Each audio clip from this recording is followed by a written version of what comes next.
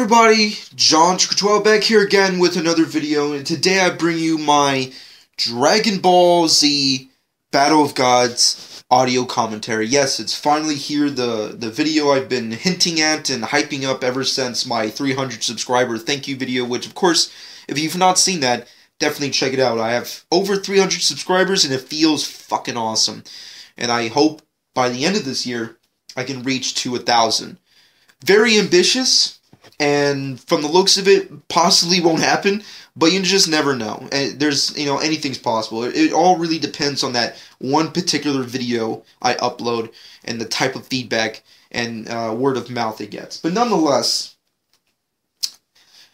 granted, Battle of Gods is the only movie I'm actually doing an audio commentary for my 12 days of Dragon Ball Z, retitled, of course.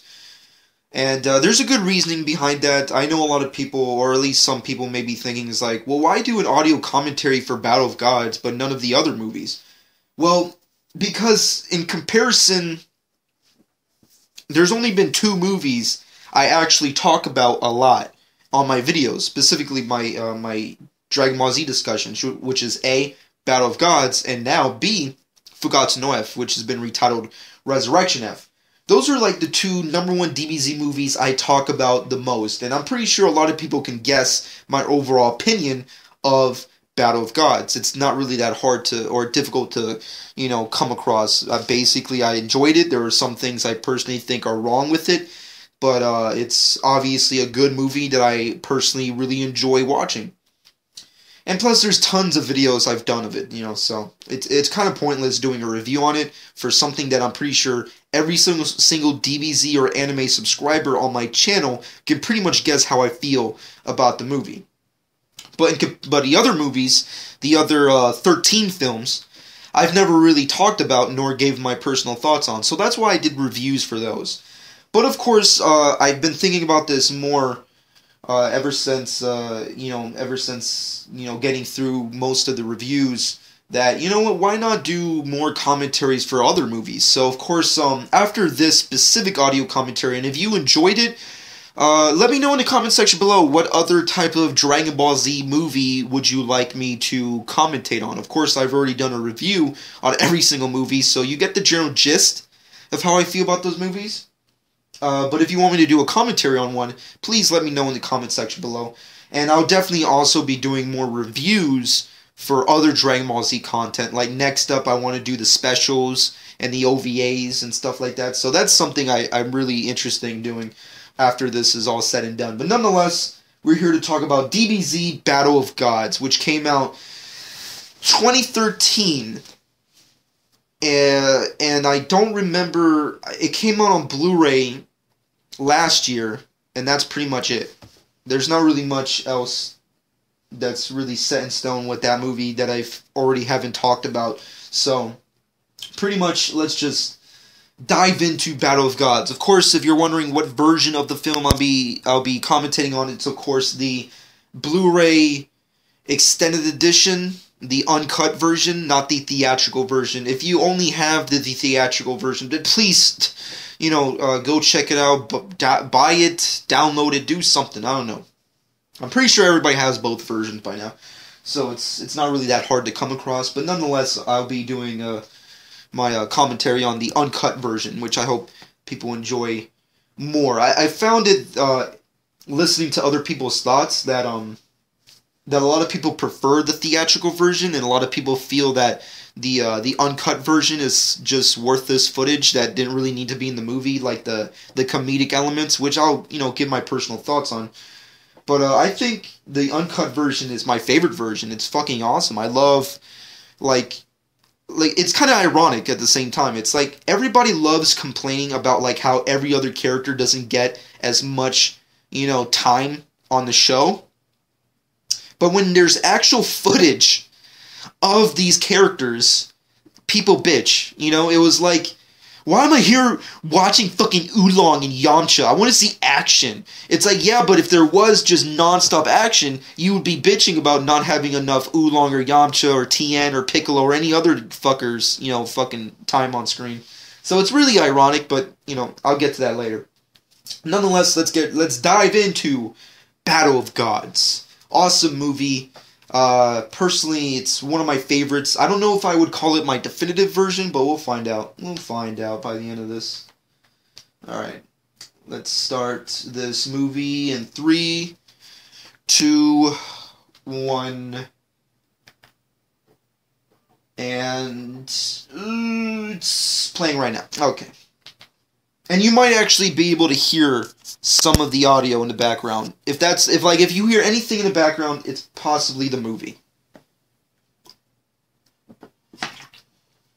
God, the number one downfall about this movie is the 20th Century Fox logo, because it's bittersweet having it attached to this movie. Because for one, it's amazing that 20th Century Fox, the logo, the iconic logo, is with an anime movie. That blows my mind. Like, that's fucking awesome. That's like seeing those multiple Disney movies with the Disney logo, those anime movies that, go under the Disney Studios logo.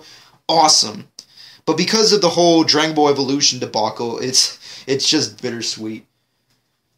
But anyways, of course, this movie, the extended edition, comes with this montage of this reanimated footage of Dragon Ball and, pretty much every single story arc that happens prior to the events of this movie.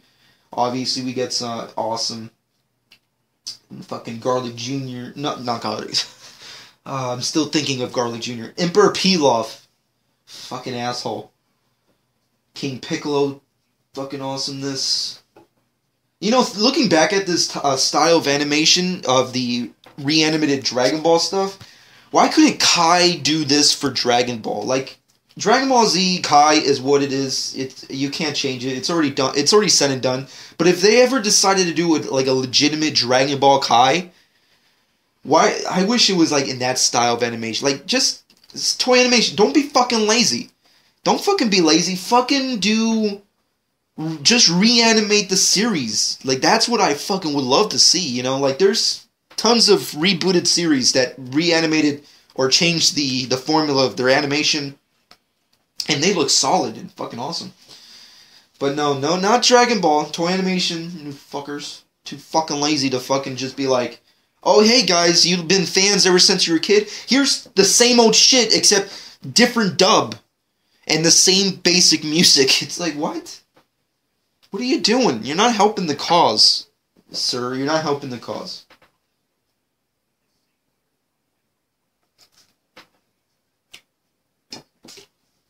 I find it ironic, of course there's the Bird Studios logo there.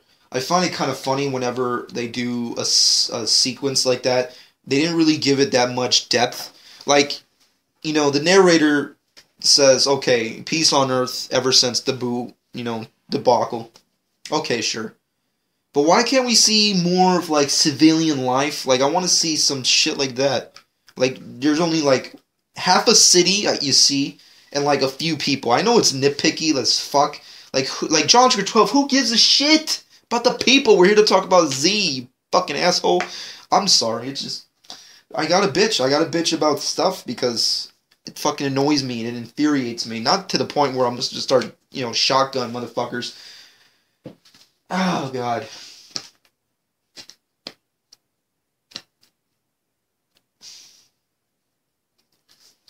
The Kais. They didn't really have much to do with this movie. I don't know what the purpose of that was. I think, there's so many characters that, it's not necessarily you need to see all of them all the time, so I get what they're coming from. And of course, the first appearance of Goku in his fucking track uniform. I actually like that design of Goku with the track uniform with his obvious martial arts symbols all over it. I actually like that. I know some people, when they first saw it, they were like, what the hell is this bullshit? Goku wearing this stupid-ass blue fucking tracksuit. He looks like a dick. I like it. I think it looks cool. I think it's funny. Like, that's the way you introduce the main hero. From all this time, we've not seen a Dragon Ball Z movie. This is how we get introduced to him in a very comedic way.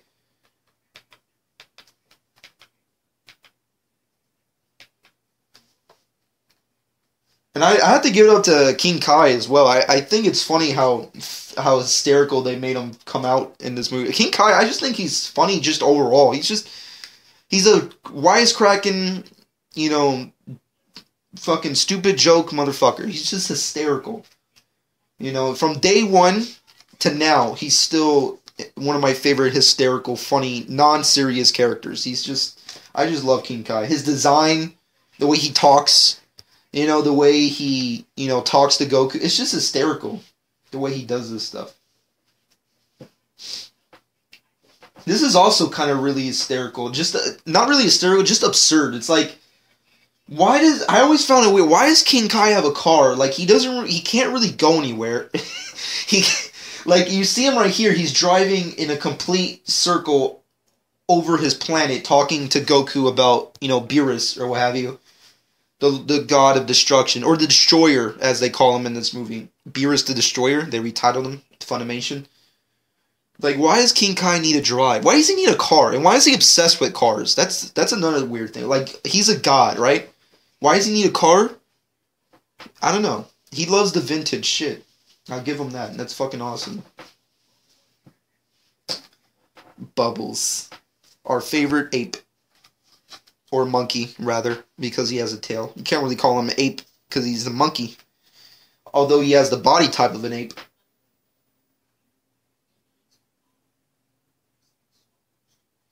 God, I love the depth in this movie. I have to give them credit. Like, the animators did an amazing job with this movie. Like, I just love how they took the designs of the show, or Toriyama's, like, designs, and just gave it so much depth by giving this really awesome three-dimensional kind of animation. It's fucking awesome. Just rewatching it on Blu-ray of all fucking things on this awesome widescreen TV. Oh, it feels phenomenal. It's like you can almost... It's like watching Toy Story for the first... You can just fucking dive into that shit. I feel like I'm just a few yards away seeing King Kai joke around.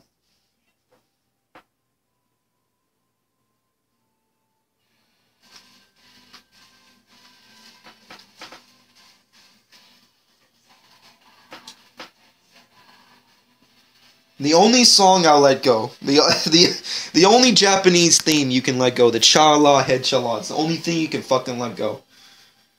You know? That's an inside joke, of course, because I've been bitching about the Japanese soundtrack versus the American soundtrack. And if you don't know what that means, watch my prior reviews. And of course, we meet up with this amazing temple tree. This is also kind of like there's like this multiple cities on top of this tree. Like I was just wondering, like, is this just straight up the home of Beerus and Whis, or it's like other people live there? I don't know. I always found that weird. It's like this like gigantic temple tree thing. Like, only 2 people live in there? That's kind of boss. Like, for me personally, I think that's kind of boss. Like, there's this absurdly, you know, unproportionate tree temple thing, and like only 2 guys live in them. It's fucking interesting. I love the design. Like, God, like, this is so 180 from, you know, typical Toriyama designs. It just looks amazing.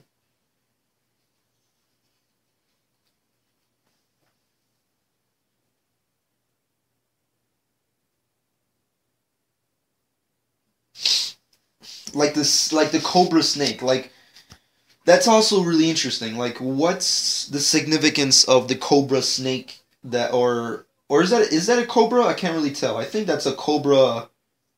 Yeah, I think that's a cobra. King Cobra Snake. What's the significance of that? Like, it's just really interesting. Like, this is the world of the gods, the Beerus and Whis' home. What's the significance of the background? It makes you think. It's really, you know, good, interesting, you know, it's a detail that doesn't get touched upon, but it's interesting to talk about. It's like, what's the significance of everything around him? And of course, you find this Whis. Terrible singer. Oh my god.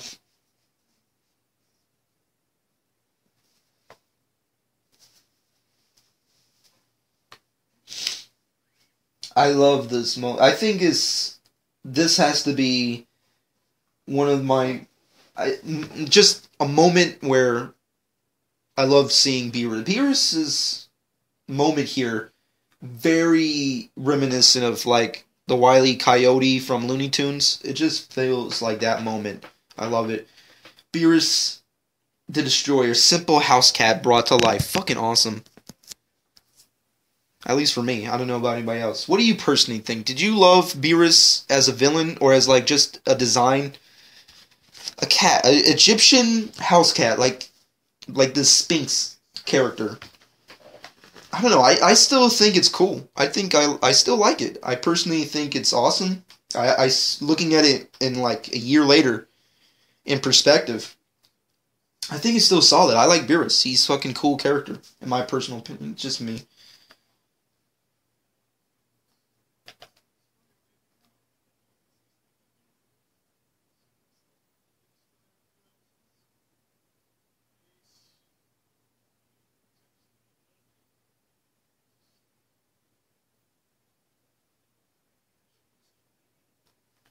That's an interesting line right there, where Beerus and Whis are like talking back and forth, and he states, "Maybe I should destroy you." Does like that implies that Beerus could beat Whis? But like I don't know. That's a really weird, odd like statement to make because I don't know. Like Whis is obviously stronger than Beerus. I think we've learned that through what Toriyama has said and what's been shown in this movie, but it's like implied here. What the hell? All these weird ass seafood and fishes.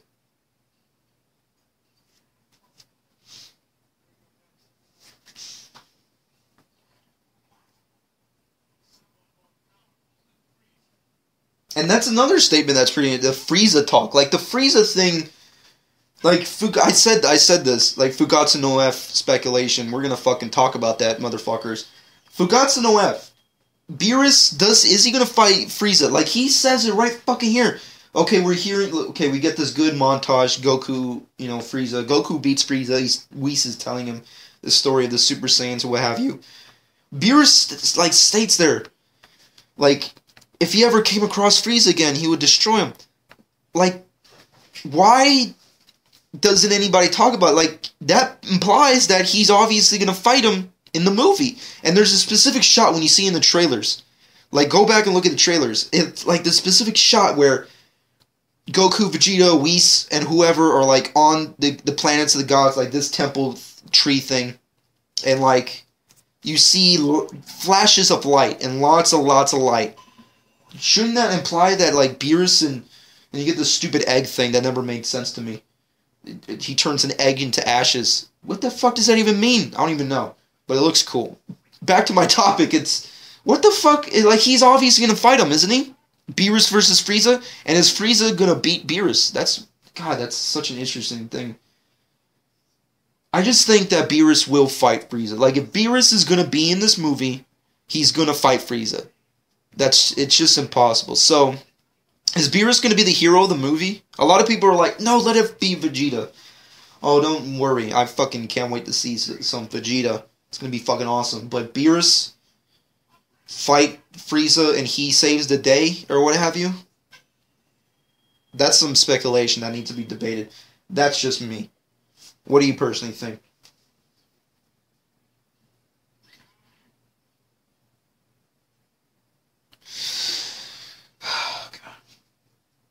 God, man, there's so many absurdly weird fucking sea creatures behind him. Like, there's gigantic jellyfish, like these scorpion-looking motherfuckers. Tons of, like, goldfish. So much. Oh, man.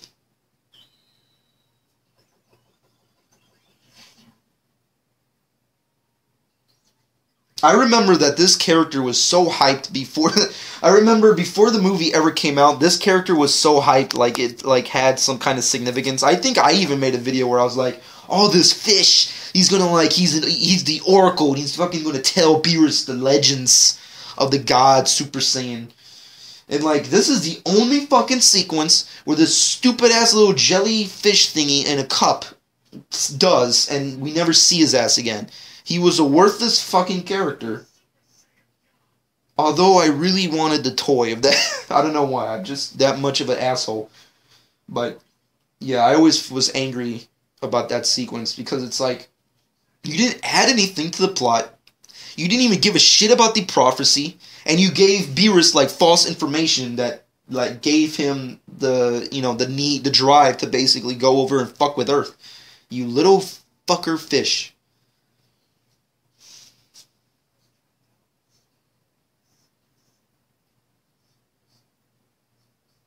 I also like the background music. Well, not the I don't want to call it music, but sounds. It has like this really nice, like eloquent, soundless, like Japanese kind of thing, where like it just feels like something that you would expect like in a samurai movie. It kind of has that feel.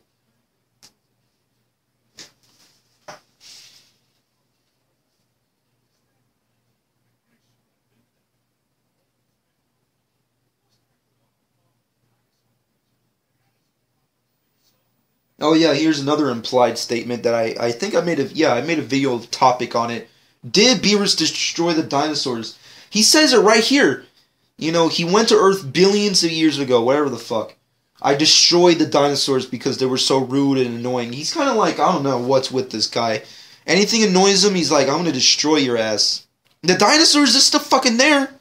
I don't know what that even means. Like, was that a mistake or were you just like, or they fucking artificially designed their recreation, like some kind of Jurassic Park type shit? I don't know. I fucking don't know. Really weird.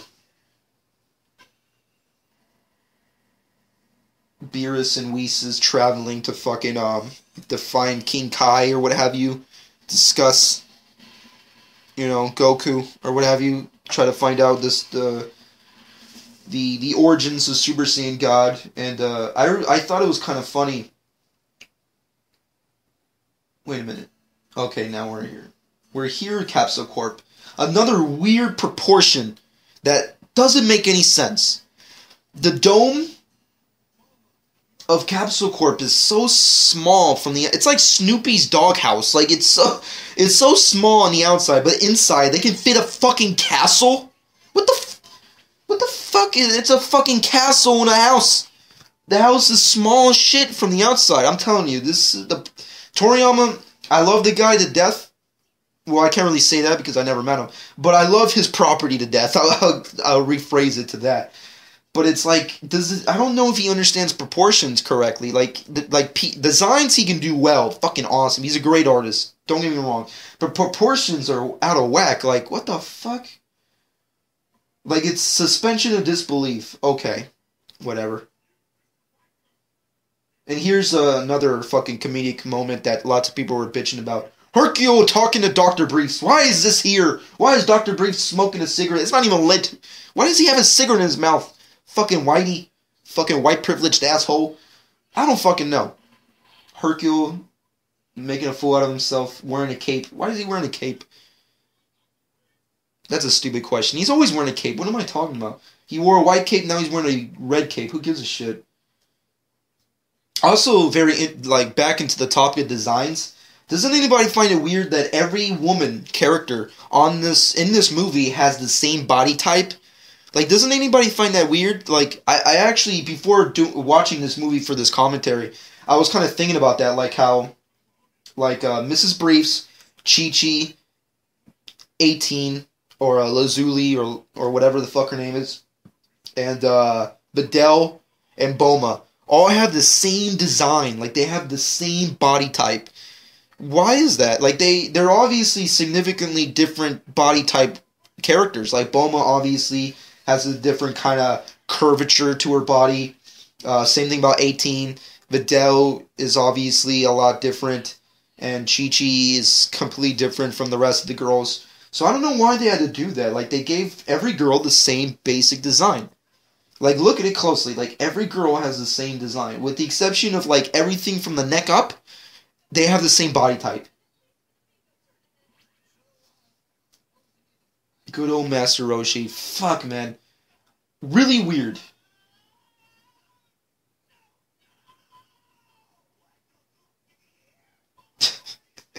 Oh, God. I love this sequence. It's like, you fucking idiot. Like, King Kai, you could tell he just wants to say that all the time. It's like, Goku, you're fucking yelling. The fucking destroyer's about to come. You're talking about Bulma's birthday? You little asshole. I think that's hysterical shit right there. But, Master Roshi. I was talking about Master Roshi for a second. I just, for me personally, I don't know why, but, I was kind of disappointed at the fact that there was no perverted sequences in this movie. Like, you could tell this is a very family-friendly movie. Okay, sure. But Master Roshi, that's like the only line he ever has that's like downright perverted. Doesn't anybody find that weird? It's Master Roshi. He needs to be looking at titties and fucking looking at dirty fucking magazines like Playboys or whatever you, Hustler. But no, he's like, just, he says like two lines, I guess, and that's it.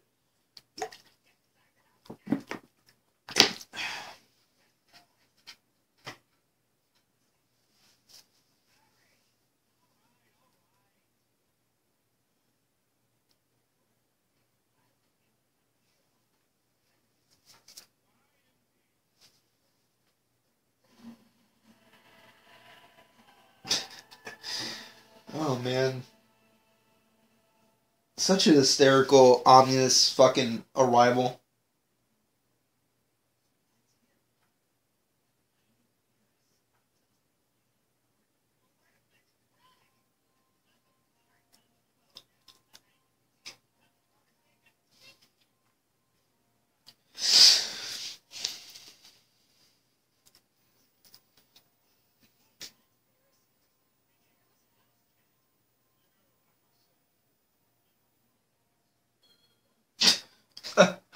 Oh, God. Your planet is so small, and it's like, you did it, asshole. I don't know. It's kind of weird how Beerus doesn't really remember most things. I guess it's because of how much he sleeps. Like, I think it's implied, like, what, he slept for, like, 30 years or something like that? I don't remember. I guess that's one reason as to why he doesn't really remember a lot, because he slept for such a long time. Large, parts of, centuries long, he just sleeps. Which is kind of weird, that a character who's supposed to be feared by everybody is not really around majority of his tenure with, I don't know. Hi, I'm Goku. I love that.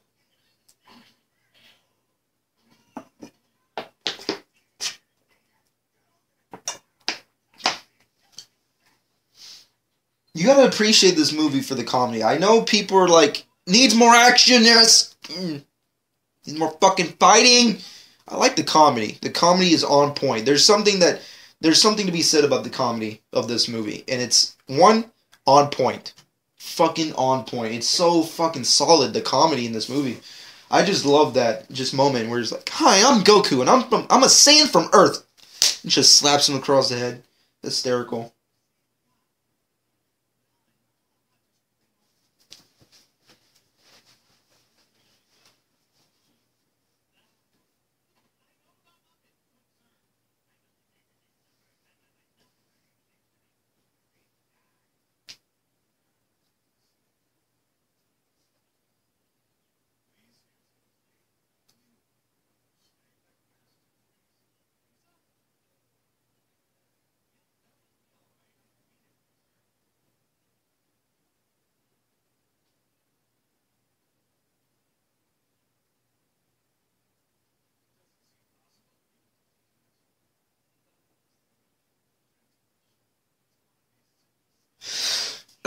Of course, the setup to their first fight, I don't know how I still feel about it looking back at it.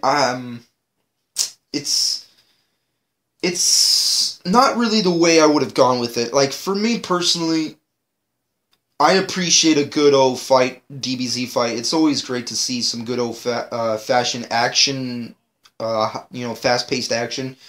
But for me personally, I think it's just weird how Beerus allows Goku to just attack him when he knows that he's fully inferior to him. Because the thing about Beerus is that he's not a villain.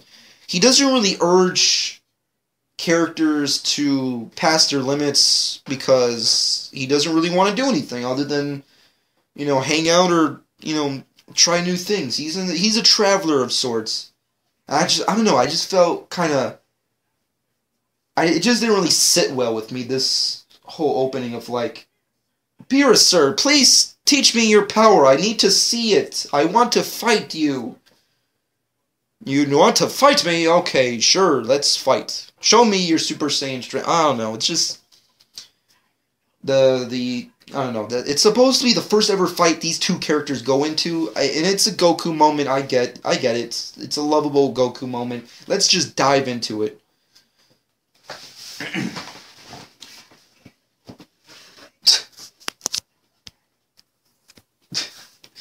Oh man, King Kai always good at bashing Goku. I don't know if he did that specifically because Toriyama wrote it that way or because the writers at Funimation were like, let's just talk shit about how stupid Goku is.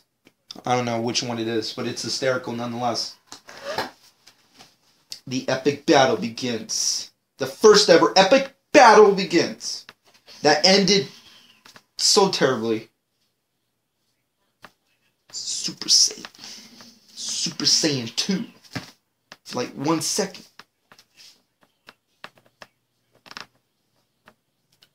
Which is a power level that Toriyama completely forgot even existed, by the way.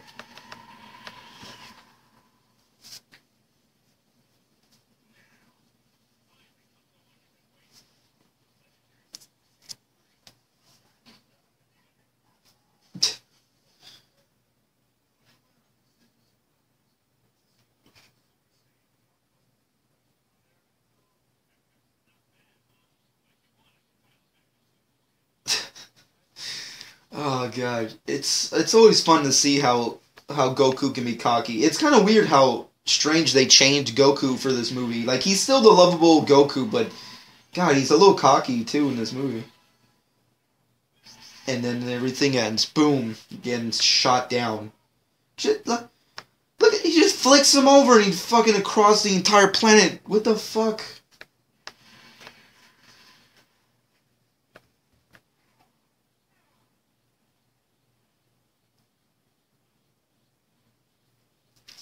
Alright, come on. Shit.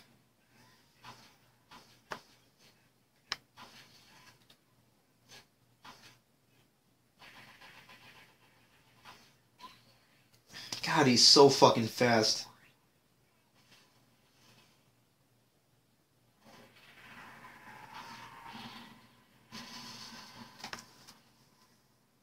Not even Goku's Super Saiyan strength can fuck this guy. This is amazing.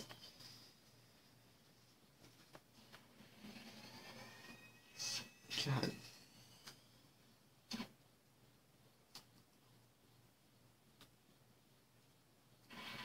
God, just one whack. Beerus is a fucking... He's a boss, man. He has great flow in his fighting technique. I have to give him that. He has great flow. Like, the way he just fluently just moves around Goku's attacks and just blocks them and just gives his two... He gives only 2 hits in this fucking fight.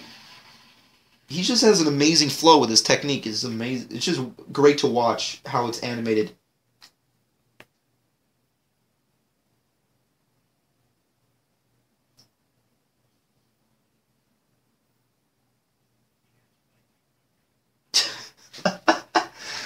Oh my god, King Kai, man, never lets it go. He just has to keep reminding how absurdly stupid Goku is. He got beat up, dum-dum. It's like, what?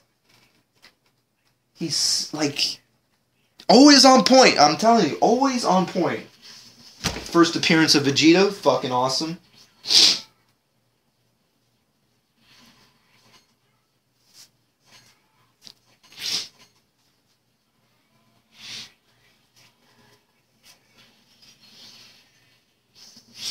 It's kind of funny. It's like his wife's birthday party is like across the fucking yard, and he's like inside training. He's like, ah, fuck her.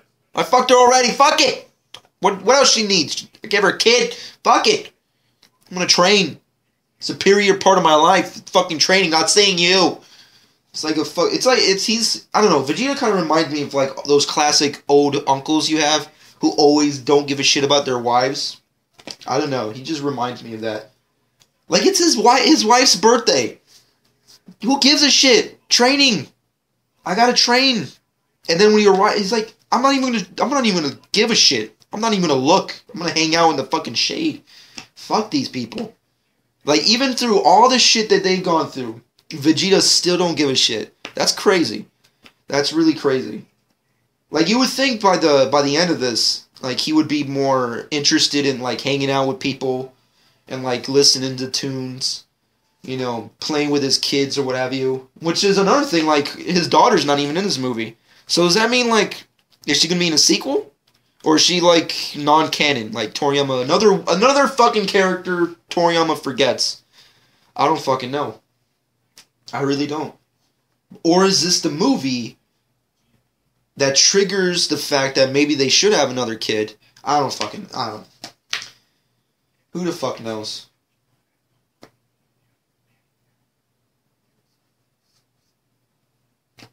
Another really interesting plot point, well, not really plot point, but like implied statement, I think right here is like where Goku states that like even to defeat Lord Beerus, not even fusing with Vegeta would stop him, which implies like why not be Vegeta or Gogeta, which I thought was kind of interesting. I remember people really asked themselves is like, well, why wasn't Vegito in this movie? Why can't they have Vegito fight Beerus? Well, in this one statement, like Goku implies that not even fusing would be able to stop him. So that just shows the great power of Beerus, where like not even Vegito, the strongest, character in all of Z, next to characters like Ultimate Gohan and Super Buu, cannot even defeat Lord Beerus. Which is outstanding. It's fucking a little absurd as well, but who cares? It's fucking awesome. Oh god, that animation.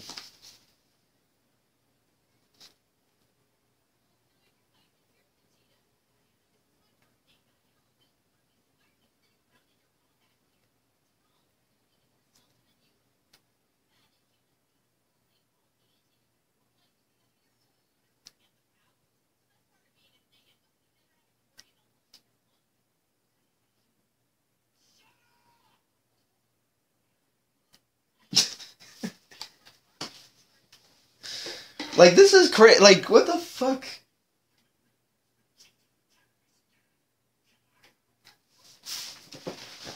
Oh, man.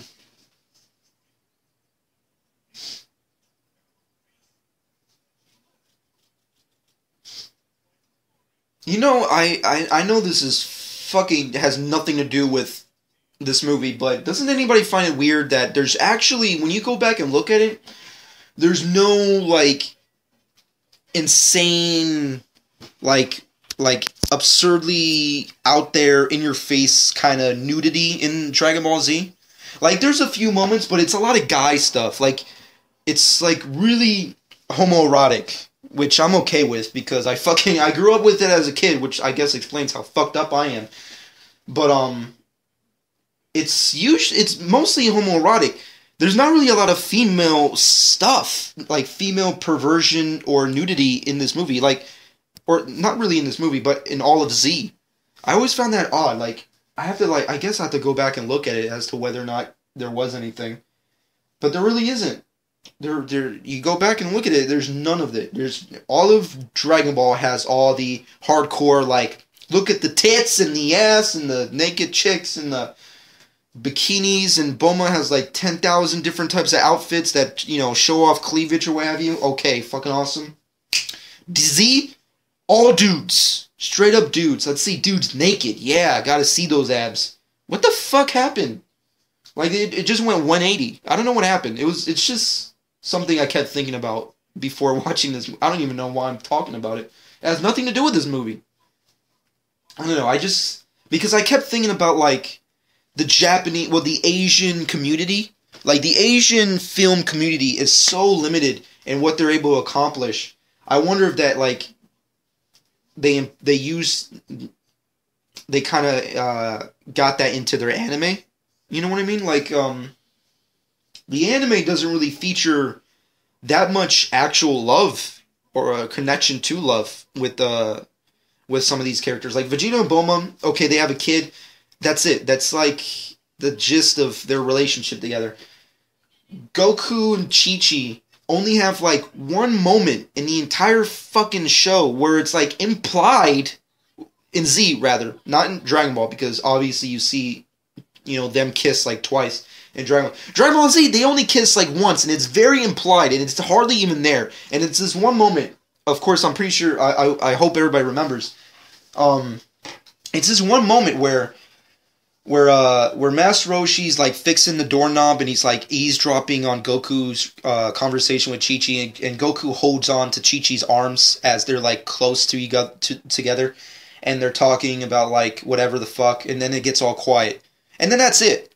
That's like the implication that they kissed, and then in Kai they went one step further and they actually recorded a kiss. Like they had Sean Schemmel or whoever the fuck who does Chi-Chi like do a smooch kind of sound effect, and then that's it. Like, I want to see these characters finger banging and fucking chicks. You never get to fucking see that. And is there some kind of conspiracy theory that I just stepped upon? It's an Asian fucking film community type thing. I'm just saying, there needs to be less homoerotica and some more fucking finger banging. I need to see it. I'm not a kid no more. Shit gotta stop. You know? I mean, it doesn't really need to happen. I'm just fucking around. It really doesn't matter. Dende. You see Dende, like, right there. He's so small. Why is Dende so small in this movie? Isn't he supposed to be, like, the size of a teenager? But he's, like, a little guy there. I don't know. The Pilaf gang. Oh, God. I love how they're designed in this movie. Their design are so cute. It's, like, I just love how Pilaf and Shu and Mai just look. They look so cute. Like, I wish I had the toys of these characters. It would just be so nice to have on my desk. I don't know. You know, but none... but going into the Pilaf thing, it's another step of comedy that a lot of people really didn't dig with this movie, which I found also odd. Like, the Pilaf gang, I loved. Like, every bit that they have in this movie, granted, could have been stepped back. They didn't really need to do too much. But I enjoyed it. I thought it was fun and entertaining just to see these characters just fuck around and do whatever the fuck they're doing. And also, some speculation.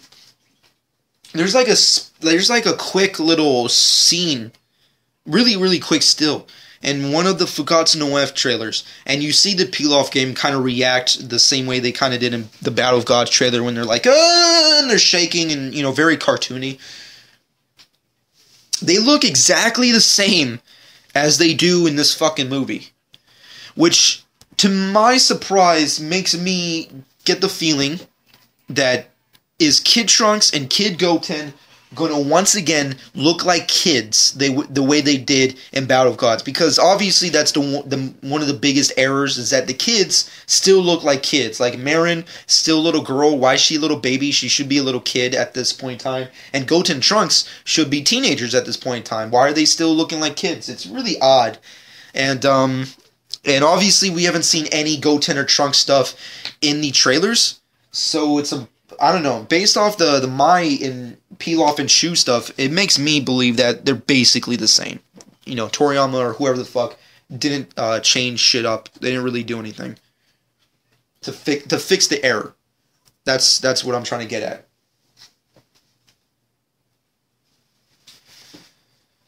And here's the big problem with proportions that I was discussing with.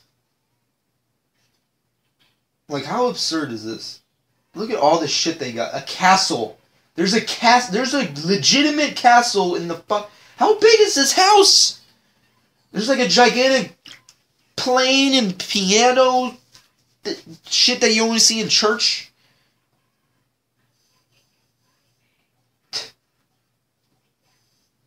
Some fucking nice.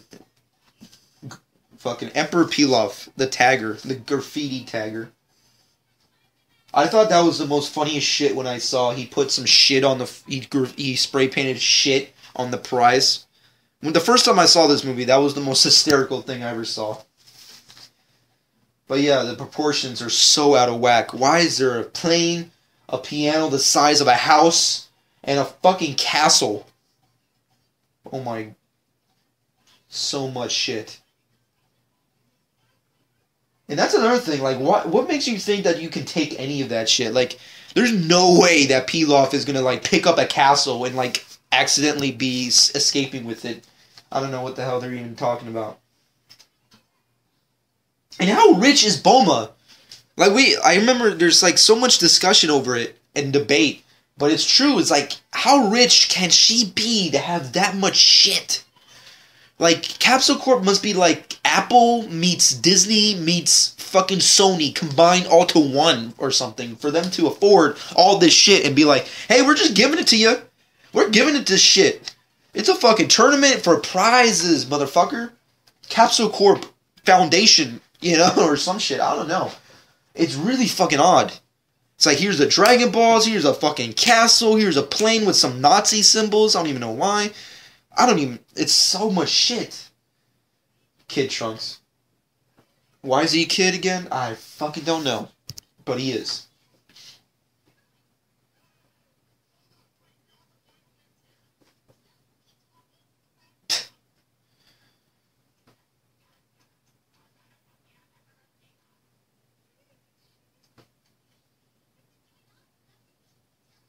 God, Maya has such a big head.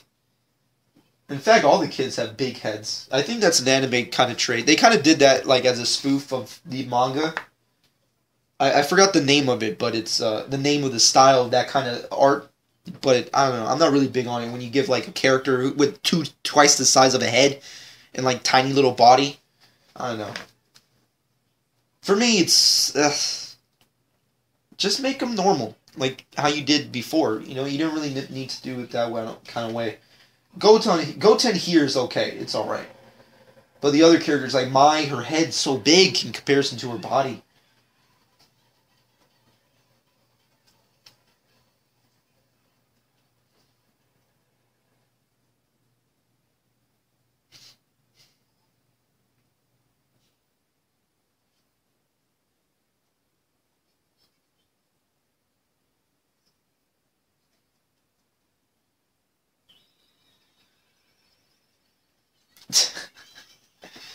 The beginnings of Trunks' and Mai's relationship. Mai, who's in the body of like a 6-year-old, but with the mentality and mindset of a 40-year-old woman. It's fucking crazy. Oh, man. And this is like this is like hands down my most favorite Goten line in this entire movie. Where Goten's like discussing like, that's your girlfriend? He's like, awesome. Awesome. I love it. It's so fucking funny.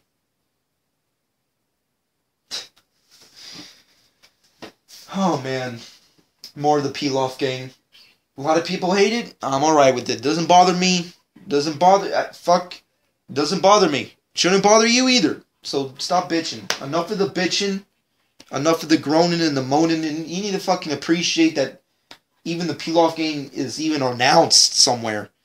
Because they're so insignificant characters. Like, it's... Okay, sure. And then also... Another really odd job kind of plot point is like Mai steals one of the Dragon Balls. Why couldn't she just steal all the Dragon Balls? Or they even imply it in their dialogue together. It's like, if you have just kept the diamond, we could have just made billions of dollars just selling off the diamond. So what you just did was stupid in and of itself, which is hysterical. And I love Pilaf's reaction. It's funny as hell.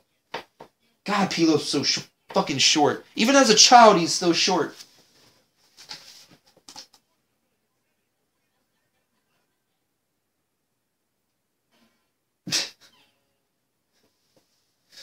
Oh man, I'm gonna keep saying it till the end of this fucking movie. When it ends, the comedy is on point. I love the comedy in this movie.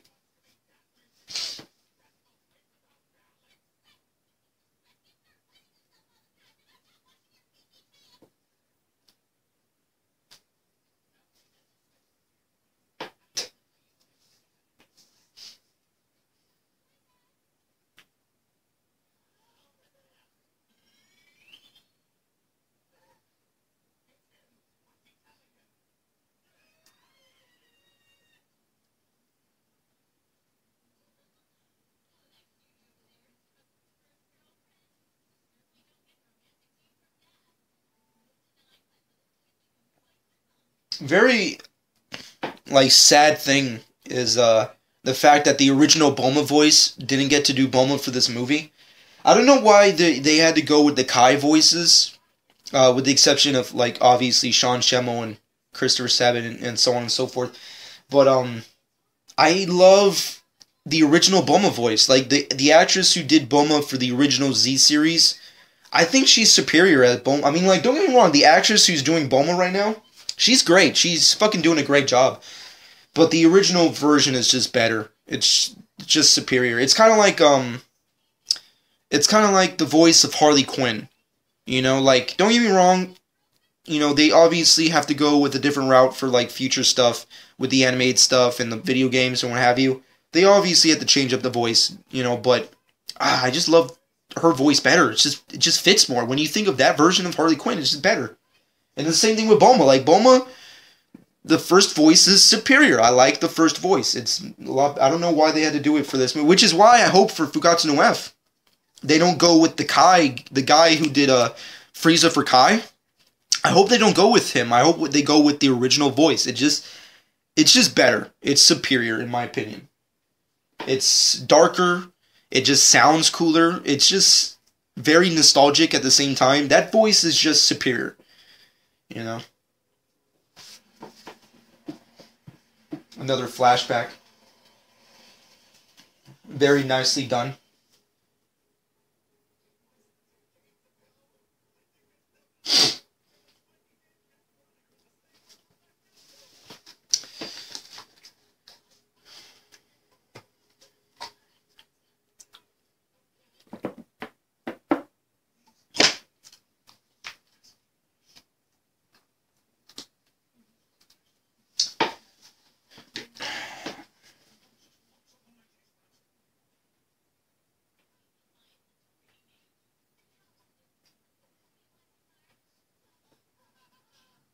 I wonder if Mai and Trunks are a serious relationship plot that Toriyama actually wanted to go with.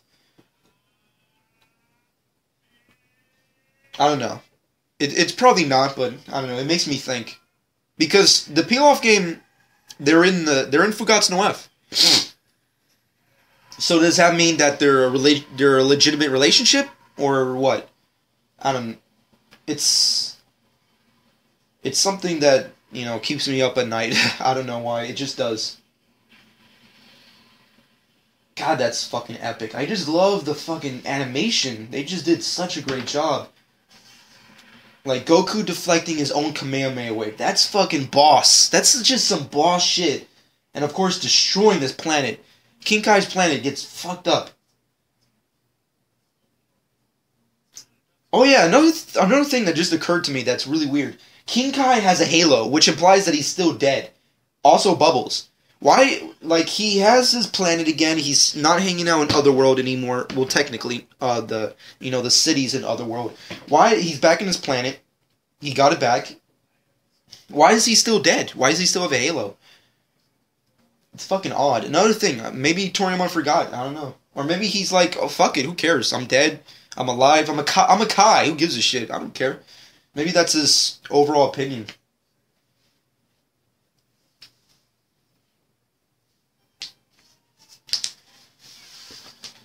Bingo! Bingo! Winning a castle, a plane, and the Dragon Balls. Okay, here's women. Alright, sure. And they have the same body type. See? I'm not lying. Did they not just have the same body types? Those two fucking chicks in the swimsuit uniforms, even though it doesn't make any sense that they're wearing swimsuits. Because, you know, they're auctioneers. They don't fucking need to be wearing suits. A dress, okay, but, you know, suits? I don't know. They have the same body type. Why does every woman character in this movie have the same body type? The Dragon Balls! Yamcha's voice is always hysterical. I love how Christopher Sabat does Yamcha. Even as useless as Yamcha is, I just like how he does the voice. One of the Dragon Balls! Why do you sound like such a douche?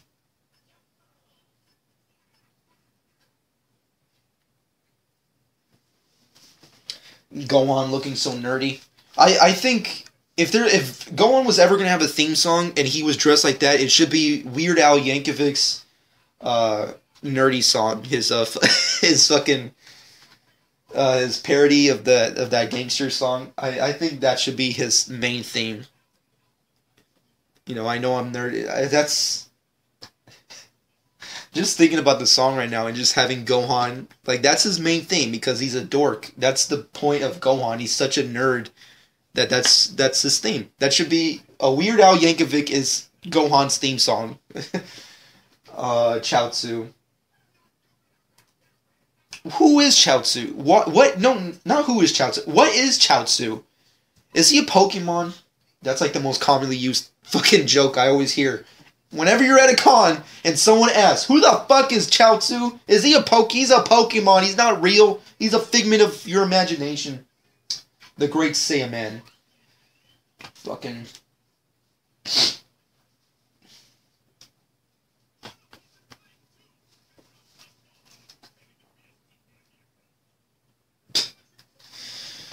Oh, man. Like, in a world... Like, this is the world we live in, where, like, we have this animation of, like, this little girl with a gun holding up into another little boy's head, and a dog who's wearing a ninja fucking costume with a samurai sword pointed at the kid's head. Like, when you think about it in the terms, in the context where it's placed, which is, of course, Dragon Ball, it's like, of course that's okay. It's not gonna hurt Trunks. He's a Super Saiyan. Let it go. But, like, look at it in a different types of context. Like, that's a kid with a gun pointed at another kid's head. Like, that's fucked up. That's the world we're living in, folks. That's some fucked up shit. And I'm alright with it. Or maybe I'm not. I don't know. I pointed out for a reason. Maybe I do have a problem with it. It's like, oh shit, kids with guns? We can't be supporting this. Toriyama, what are you thinking? You need to get out of that cave of yours. See? Hurting people already. Videl gets shot in the leg. God, only imagine if that shit connected to her head, she would have been fucked. Like, that's something that...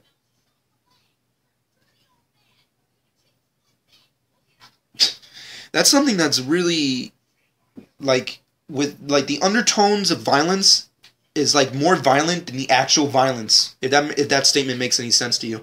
Like, it's like, you have people, like, two characters who are beating the shit out of each other in the sky at, you know, close blank range super quickly.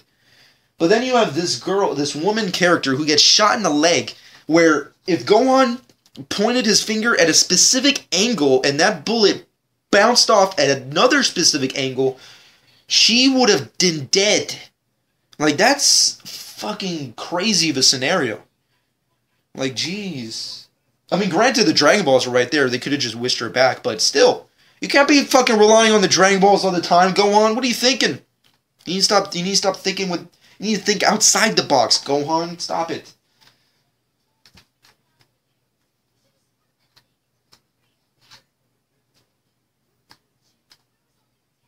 You too, chimp. Trunks is such a douche. Kid Trunks is such a douche. Yeah. It's I don't want to bash him. Then again, he's, you know, not even a real person. It's a fucking anime character. But it's kind of true. Kid Trunks is kind of a douche.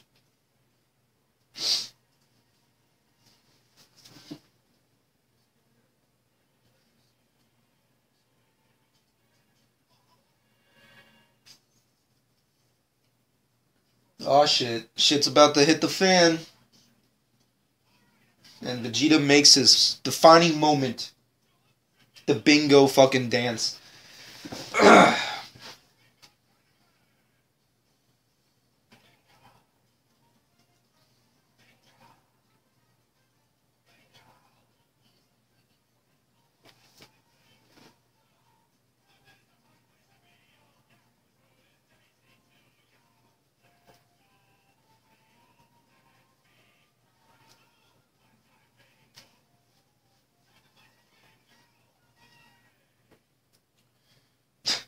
You can't really see it, but being the big old fucking DBZ fanboy nerd that I am, I'm actually dancing along with Vegeta.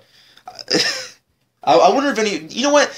I'm not even ashamed of it. Someone else let me know what you fucking did. When this fucking sequence comes on the fucking screen, do you dance too when you're like, Fun time bingo. Are you fucking dancing like me, like a fucking fool? I don't know. I'm not ashamed of it because who gives a shit? But at the end of the day, it's like, it's hard not to. As absurdly stupid as that dumbass little jingle that fucking Vegeta does, I like it. It's funny, and it's completely out of the norm of Vegeta, which some people really don't like. I personally let it go because, once again, this movie is mostly a comedy, along with all the action adventure that this movie has. It's mostly a comedy, so it doesn't really bother me, but of course, Piccolo never wins. Nonetheless, I don't know. I don't have a problem with it. A lot of people are like, Vegeta always needs to be a badass. He needs to fucking look angry all the time. Fucking jerk-offs. I personally have no problem with it. Doesn't really bother me. Let me know what you personally think. Of course, you have this chocolate shower that you get like a Golden Corral type shit. Where's the pudding, asshole? Where's the fucking pudding, you metrosexual looking dick? And fucking Majin Buu's fat ass. Majin Buu is a weird character. Majin Buu is obsessed with eating, but he doesn't really need to eat. It's kind of like Goku in a way, where Goku, when he's dead, he doesn't really need to eat. Like, his body will stay the same. He won't, die if he doesn't eat. Like, he's not going to starve to death, so why does he need to feast? It's an odd thing. Like, Majin Buu, he's not really made out of this. He doesn't have the same anatomy that humans or Saiyans have, or even Namekians. He's completely 180. For Buu! I like Boo's voice. A lot of people hate it. I fucking like it. I think it's the dumbest villain voice ever that I just have to like it. And I remember when I too hated it for a point in time. When I saw it when I was a kid, when it came out on Cartoon Network. First time ever, Majin Buu. You see Majin Buu in action. He comes out of that stupid ass egg capsule thing, and he starts talking and like, what the fuck just happened? Am I still watching Dragon Ball Z, or is this fucking Pokemon? What the fuck just happened? I'm here. This is the hype that went into this. What? But it's okay. It's okay. It's grown on me, so it's not really that big of a deal anymore. And of course, Beerus kicking ass. Just slaying that ass. Android 18, Tien, Piccolo join in, kicked her ass, one hit, grabbing his ass with the fucking chopsticks, and just boop, boop, boop, 2 fucking hits, take down Piccolo, knocked his ass out. Chaozu, what's the point of you even hanging around him? You don't even do anything, you asshole. Like, Chaozu trains with Tien all the time, but he doesn't even do shit. He's just like, Tien, are you okay? Stop sucking his dick, you asshole.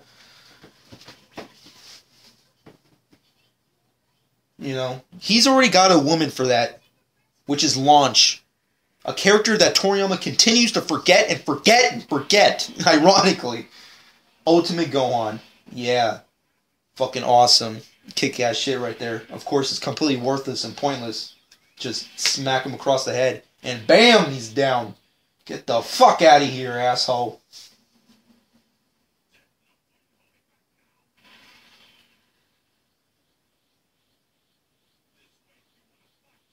Is Vegeta stronger than Gohan? Let me know what you personally think about that. I remember some people talking about it. It's like, because in this movie, Vegeta doesn't really fight on par with Beerus, but actually takes some hits and inflicts some kind of damage. Gohan did nothing. He was pointless. But based off what we saw last time in the series, Gohan is obviously stronger than Vegeta. So, like, I don't know, where did the gap, come into place? Let me know what you personally think about that. Oh, shit. God, he's getting his ass whooped.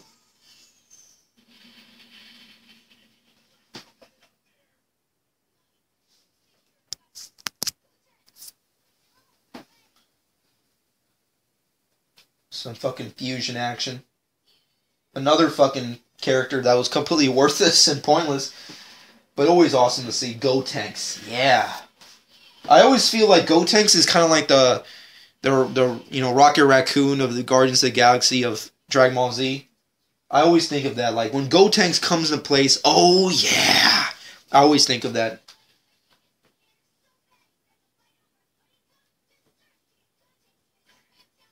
Missed opportunity, you fucking asshole.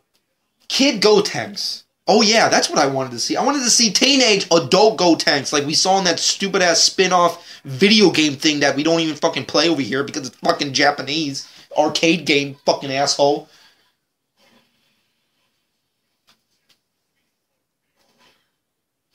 Smacking that ass. Always nice. Not that I want to fucking do it, but... God, Beerus is almost absurdly powerful. Like it's one thing for like to see a character like Frieza or Cell to become old powerful, but God, like Beerus takes down these characters like if it's nothing. It's amazing.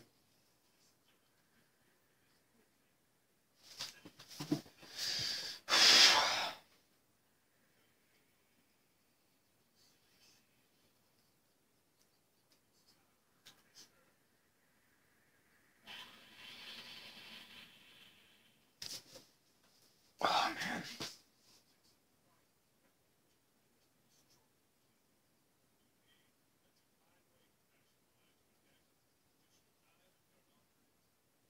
Ah shit. And of course here comes the moment, the definitive Bulma Vegeta moment.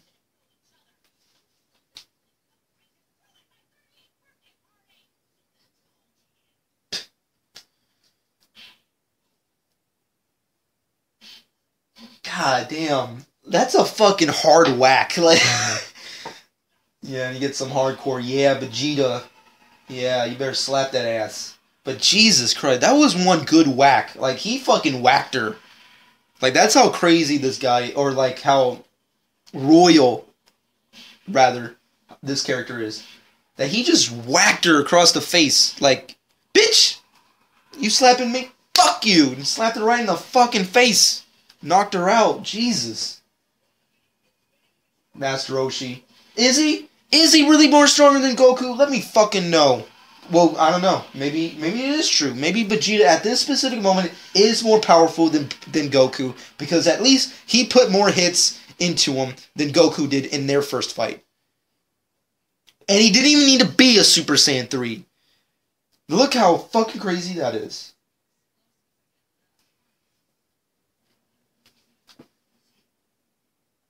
Oh man, but it wouldn't. Oh god, another really missed opportunity. God, wouldn't it be? I love the redubbed versions on the internet when you hear the Vegeta Super Saiyan theme or what have you, or Vegeta's theme like from the English dub on this one sequence where like Vegeta transforms and it's like you fucking hit my Bulma or whatever and attacks his ass. God, that's juicy. That's the only word I can use. It's so juicy. Like, fuck, that's so good. But here it's like, it's still good, but would have liked that one sequence better.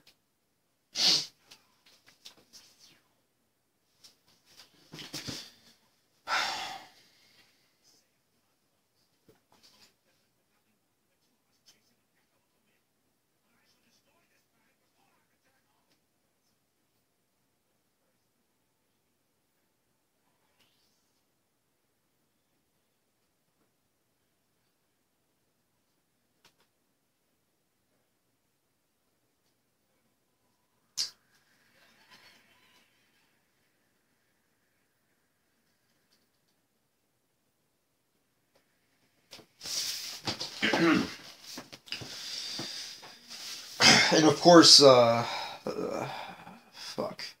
Oolong's definitive moment. He's pointing at me. He's gonna try and eat my bacon. He doesn't really, I'm paraphrasing, of course.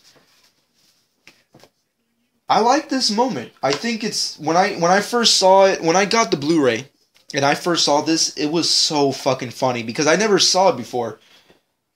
It's like Yamcha, you fucking asshole, Yamcha. But like he's like, just do rock or something. Like I think it's rock. He says, do rock because he thinks you're gonna do scissors, but do rock or whatever. And he fucking got and like the second the hands come out. Ah, that's so funny. I just love that moment. It's like, you, Yamcha, why are you contributing? You should be dead by now. You, I don't like, I don't like bashing Yamcha. I do not take any pride in bashing Yamcha, like most YouTubers, Dragon Ball Z fans on YouTube like to do. But man, why are you even contributing? Stay a background character, you little asshole. Fucking dickwad. Making him choose the wrong fucking hand. And here's the here's the moment that's so funny. Oh my god.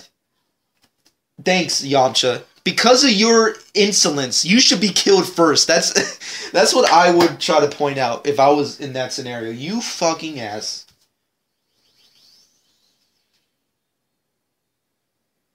It's like, oh well, planet's getting destroyed. Might as well just sit here because can't do shit. It's like, do something. Like, do you really have to wait for Goku to show up? Do something. Come on. Combine your strengths in one.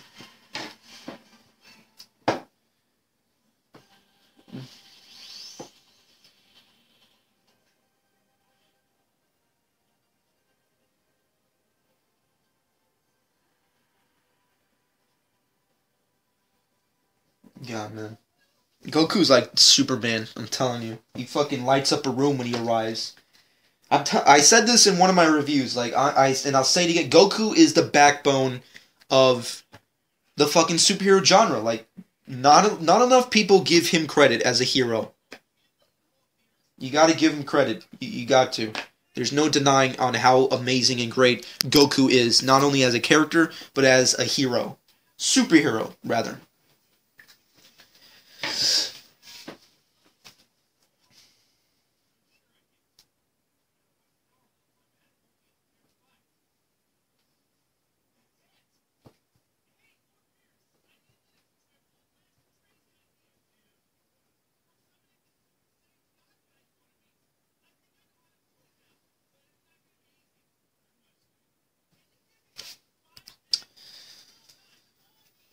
Oh yeah, can you give me like 5 minutes before you destroy everything so I can make this one stupid request? I know I'm bashing. I know I'm bashing. I'm not trying to bash it. I think it's funny, but a little absurd at times.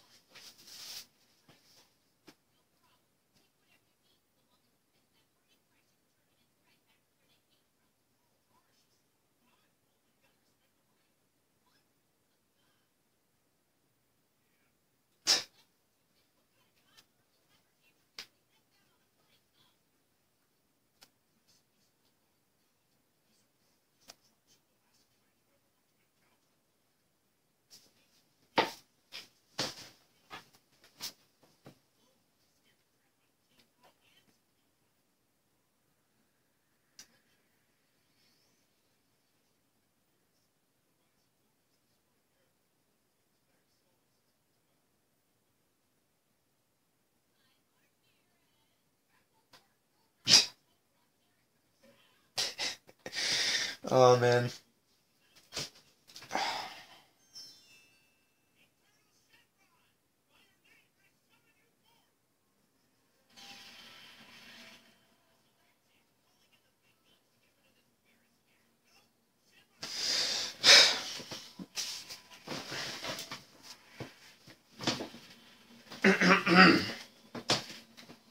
Shenron.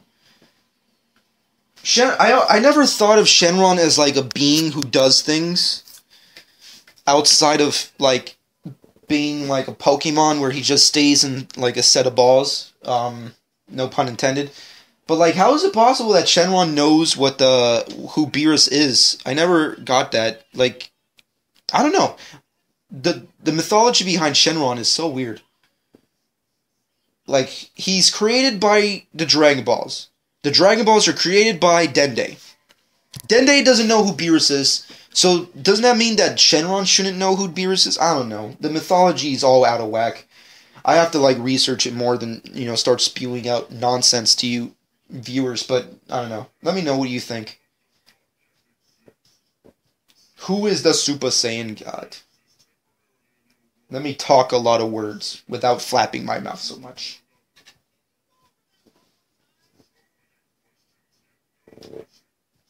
So many questions. Oh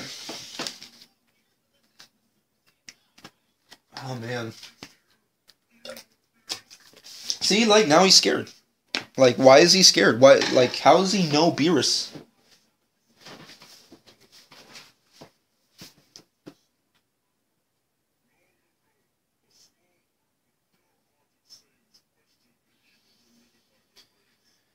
Alright, now we get some flashbacks into the Super Saiyan God. Looks like Vegeta. Was that because of a specific reason? Who the fuck knows? Other than that, all I can really say is I made a video topic on the original Super Saiyan God debacle. And all I'm going to say is this. Bardock, episode of Bardock is not canon. Leave me alone. Number 2, Bardock was never a Super Saiyan. Leave me alone. Number 3, he was definitely not the Super Saiyan God. Leave me alone. That's all I'm going to say. Actually, don't leave me. Actually, keep commenting. I know you're still going to do it nonetheless. I get a comment almost every fucking day about Bardock being either the original Super Saiyan or the original Super Saiyan God. Like, he wasn't, guys. Let it go. Like, I just made that video just to bash people. I never made that video being like, oh, do you want to really debate this? Like, fuck no, I don't want to debate this shit. I'm here to say and put you in your place, you little asshole. This guy wasn't this guy, nor was he that guy. That was a different guy, and this was a different guy. Leave me alone. He did not go to the past. Don't give me that shit. It was canon. The fuck you? What are you smoking? You're not smoking the good shit. Episode Bardock, I'm okay with it. It's as much as I like it, it's not canon. So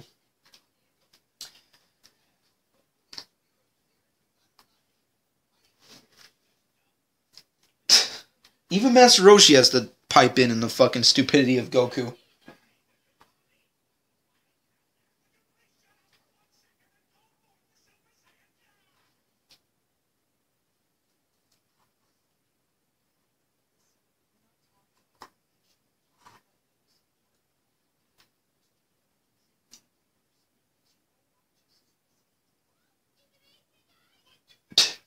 Even angry guy. The comedy's always on point. I'm gonna keep mentioning it. That's gonna be the tagline of this fucking movie. The comedy's on point. Was the action good? I don't know, but the comedy was on point.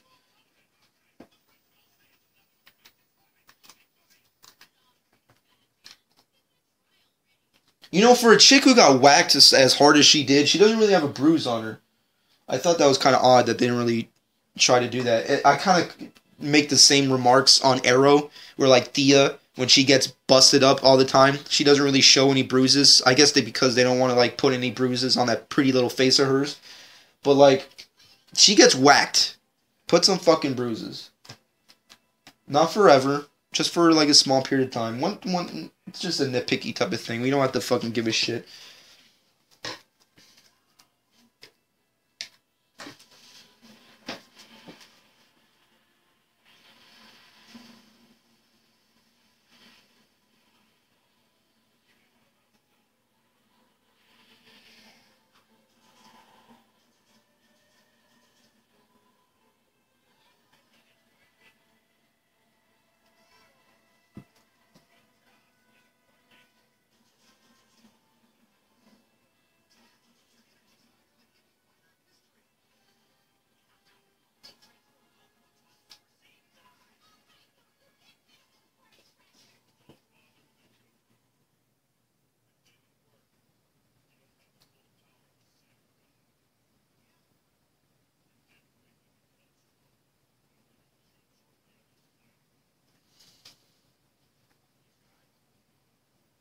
Okay, now this is where we get introduced to the fact that Videl is pregnant. It's implied earlier in the movie, but is Pan gonna be in Fugatsu no F? That's something I really was pondering, and I'm sure a lot of other people were as well. Like, is Pan gonna be in the movie, and is she gonna be the same kind of Pan we saw at the end of Z? You know, for a character, I've always wanted to see this one thing, and I know a lot of other people out there have to as well. I really want to see a female Super Saiyan. I want to see a Super Saiyan female. Like, I want to see that so badly. And Pan it could happen. I'm so surprised they never tried to attempt that on GT. I don't know why they didn't do it. Like, they had so many opportunities to do it, but no, never. So if they introduce Pan, make her a Super Saiyan. I want to see that. The first female Super Saiyan in history. Fuck yeah. I can't wait to see that.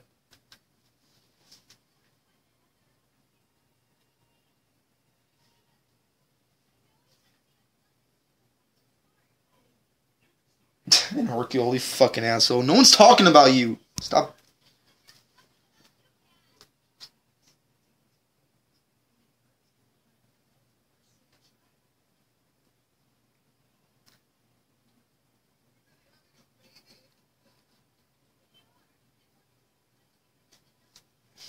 This is a really sweet moment I liked. Thank God Dragon Ball Z wasn't Game of Thrones, because if this was like a Game of Thrones kind of movie, she would have been killed, and like that baby would have been killed too. Remember? I don't even know why I'm referencing it, but it just came across my head. I'm like, fucking please don't do the wedding thing. Don't do the wedding scenario. Oh God, because that wedding episode in Game of Thrones still gets to me every time I think of it. Like, that's why I hate weddings nowadays. I'm just afraid. It's like, is someone gonna try and kill me and my mom? And well, I can't really say my mom anymore. But like me and my pregnant wife, is someone gonna backstab me? Some little fucker.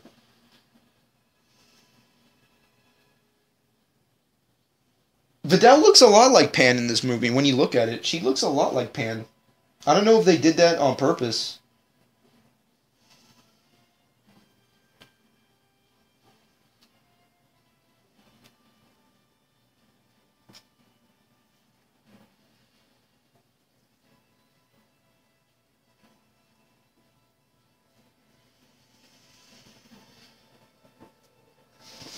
Fucking awesome. The animation is amazing. I just love this animation.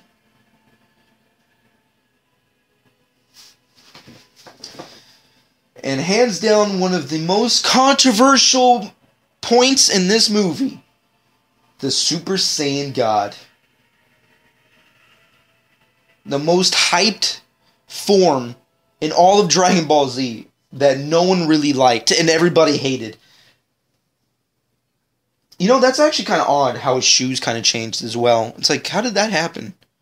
Like, does the Super Saiyan God is like a designer? Like, he could just design different types of clothes, like shoes and clothes. It's kind of like the GT Super Saiyan 4 thing all over again. It's like, aren't you a kid? Oh, no, now I'm a guy again. I'm an adult again with different types of pants, and my shirt comes back later. That doesn't make any sense.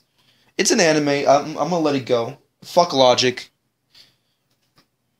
Fuck logic, you motherfuckers. That's what you have to say to yourself when you get into anime. You gotta say, fuck logic. Because none of that shit comes into play in anime. Unless you're dealing with some kind of ultra-realistic kind of anime. And the battle begins. Beerus versus Super Saiyan God Goku. Oh, God, it's so fucking amazing.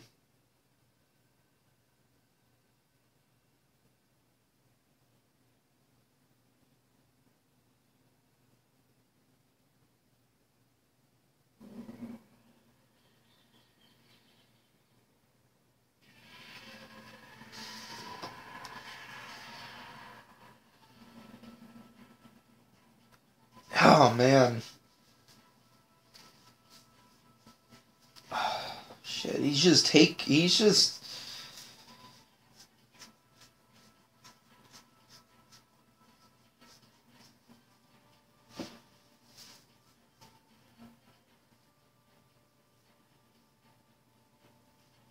Oh, man.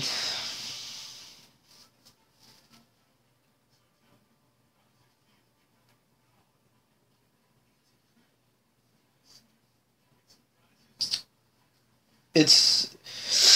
I don't know why, but Beerus is really weird of a character when he's fighting. Because, like, he just said it right there, but he continues to state it in, you know, in their fight further on. Like, how does it feel? What does it mean to you to now to be officially a god? Why does it matter to you? Like, all you wanted was to fight him. Why do you care? Does he feel? Like, what are you fucking gonna ask him? Like, if he's gonna go to Disney World after this? Why you keep asking him? But the action, oh my god, this fight is so amazing. And the attention to detail with the city is so solid. I love this shit.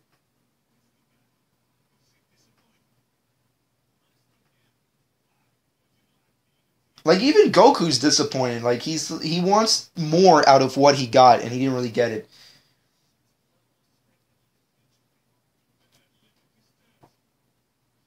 I also like the fact that he introduces the fact that he wanted to achieve this power on his own without the help of others, which is a really interesting point of view of Goku that a lot of people don't really address.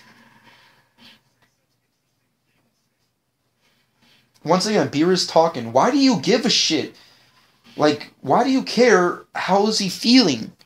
Granted, Beerus is not a villain. He's not a villain, but why do you even care?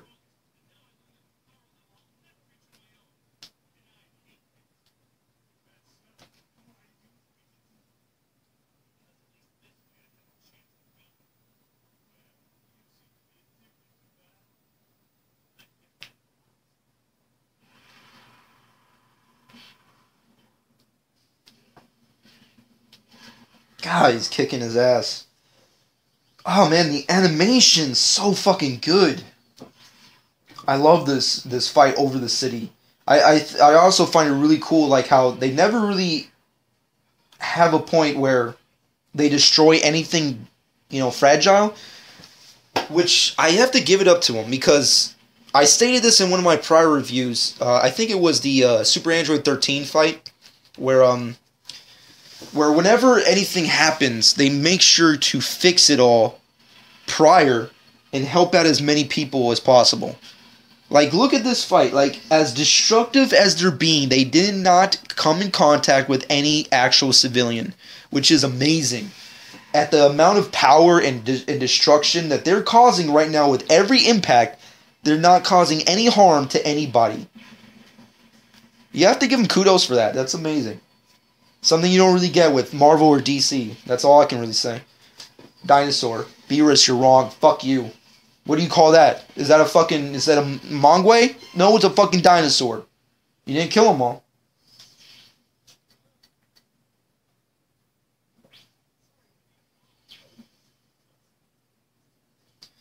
Whis kind of reminds me of Loki. Like, he just defies logic so much. He just opened the glass with his fingers and then closed it again with his mind. Like, that reminds me of like Loki from Avengers. Like, he just defies logic so easily. Like, how do you do that?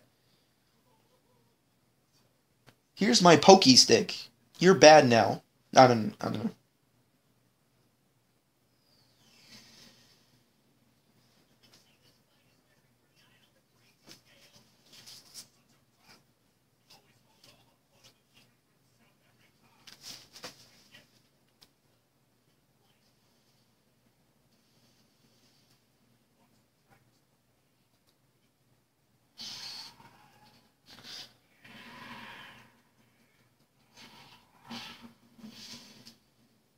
God, so much destruction.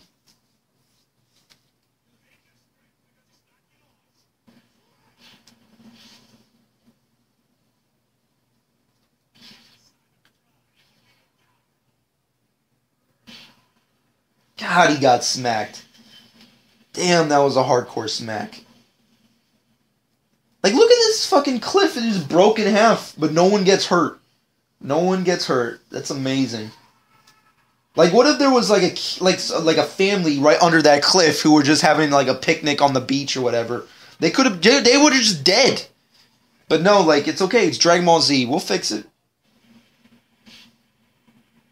The underground fight, really amazing. I think at this point in time, this is where we discover the power ranking with these characters. Like, Goku's obviously inferior to Beerus, but he's also holding back, which I thought was kind of odd. that Goku would hold back in a fight where he's obviously inferior in. And also, this is the first point in the fight where Goku actually gets the upper hand on Beerus, and Beerus has to go on the defensive, which I find really cool. I think it happens right before, no, after he loses the Super Saiyan transformation God form, and then he reverts back to his normal form, and he actually gets the upper hand on Beerus for a quick moment there, and then Beerus obviously has to go on the defensive. That was pretty badass. It's gonna come up in a few minutes.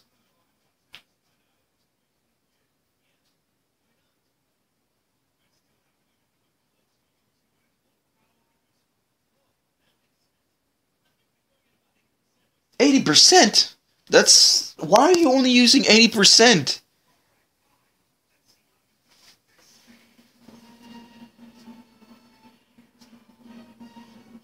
Shit just got real. That's the moment. Shit just got real. Oh, God, he's just dominating him. Like, all through this... Okay, here's the point. Okay, Goku goes back into normal stage. He gets dominated by Beerus. Goku's obviously helping himself out with instant transmission and his physical speed.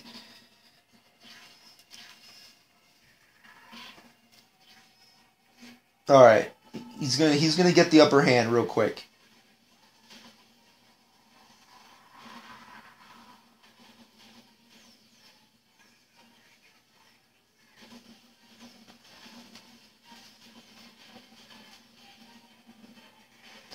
Right there. Bam! Got his ass. Now he's on the defensive. Such an amazing shot. I wish they could have stuck with it, but it was just good to get that one sequence.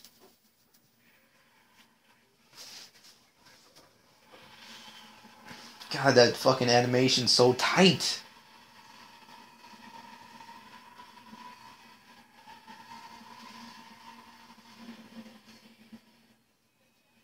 Another Japanese song I'll let go. It's alright.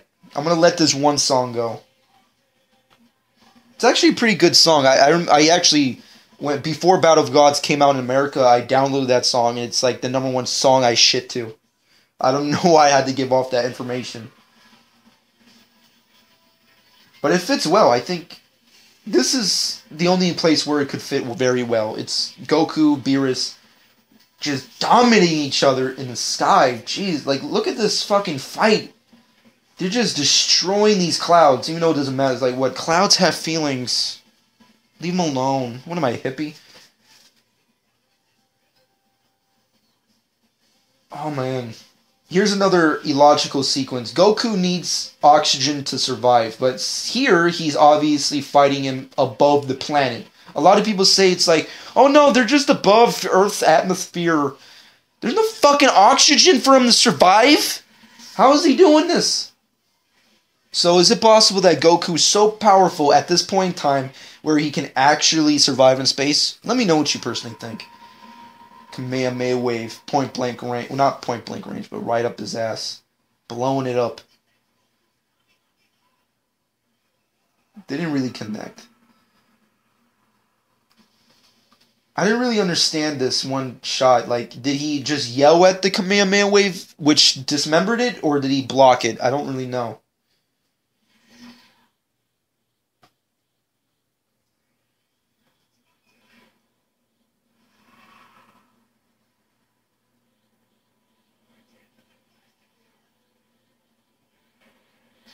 This sequence also kind of reminded me of Cooler's Revenge, where Cooler shoots off that supernova attack over at Goku, and Goku has to deflect it as the Super Saiyan, and he uses the Kamehameha wave to deflect it. This reminds me a lot of that one sequence, except this animation is so superior. It's so fucking good. Like, this is a shot of a generation kind of a shot. Like, if this was ever a film shot, it would be amazing. But Goku above Earth's atmosphere, blocking this gigantic wave as a Super Saiyan, is something that I imagined this well as a kid. I wished I could have seen it when I was a kid. Now I'm seeing it now as an adult. It's still fucking solid. Fucking good.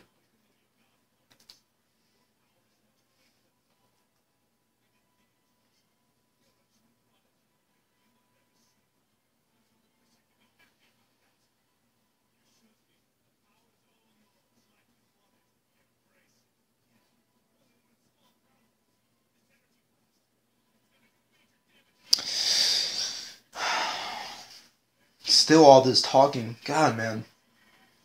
The dialogue in this movie could be a lot better. I will admit that. As much as as much shit that happens within this movie that I love, the dialogue I was never a fan of. I never really got with the dialogue that was written for this movie. Like, this conversation that they have is so pointless.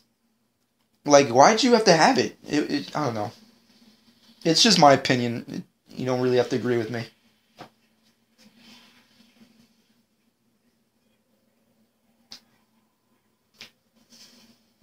But the animation makes up for it.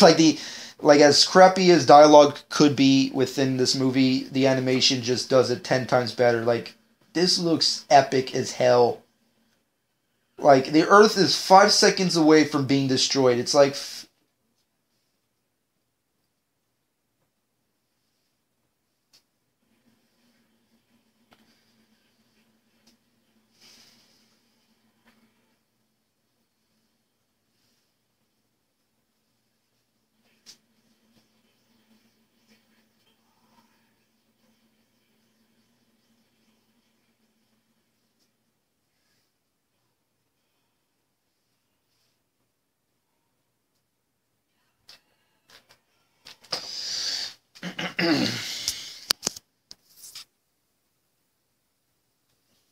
God, that looks so nice.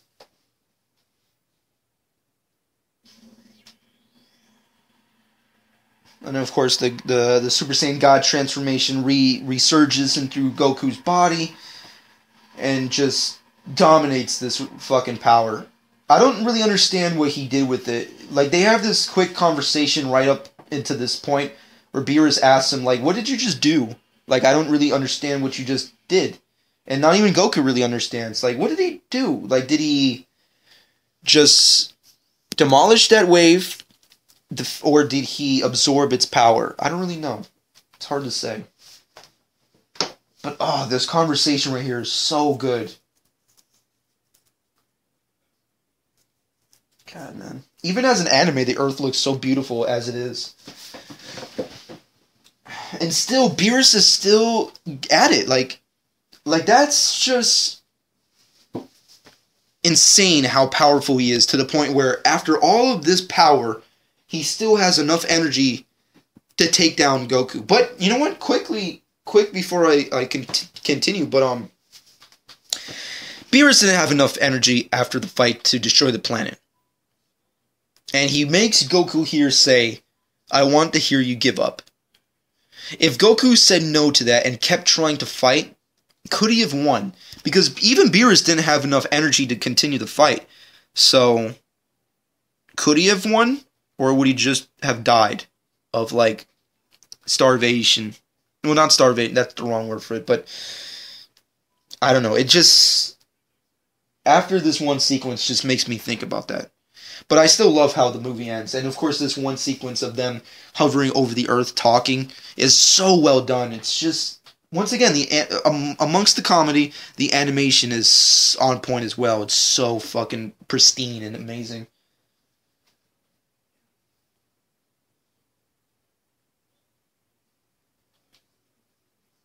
And of course, the implication that, of course, Whis is even more powerful than Beerus, which is odd. And of course, he talks about the various other universes and what have you. Did you, once again, more Fukatsu no F speculation, did you think because of Beerus talking about the other universes in this one little quick sequence, that would become an actual plot point in a future movie? Because Fukatsu no F, I don't really see them entering any kind of alternate dimension or universe. So, was that just word of mouth just to say it, or is that a legitimate plot point that Toriyama and Toei Animation are actually going to go towards? Let me know what you personally think.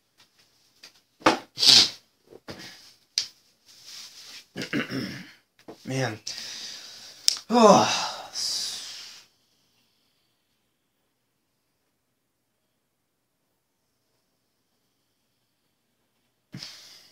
If only it would be an insane scenario if this was the end. Like, if this was legitimately the end, everyone died, it's over.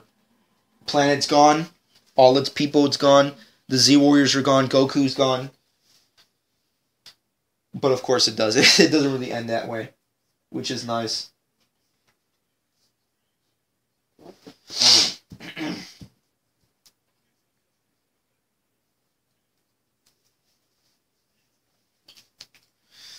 Why saying thank you? That's another thing. I'm telling you, the small talk in this movie is so weird. Why are you saying thank you to Beerus? Don't say thank you. He's about to destroy your entire planet, but you're like, oh, thank you for not destroying it. Well, I was going to, but I kind of, I'm a lack of energy right now. I'll come back later. He just said he was going to come back later and destroy you guys. I'm telling you, the small talk in this movie, it's a little absurd at points. I still love it. I still love the movie, don't get me wrong, but it's so out of whack. Really out of whack. If I was a kid, I might have appreciated it a little bit more, but now that I'm, seeing this as an adult, it's a little out of whack.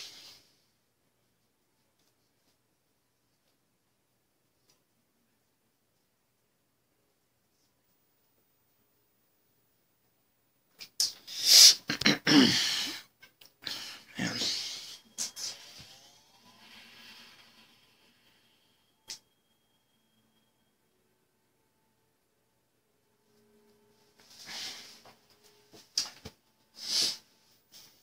God, Space looks so fucking boss.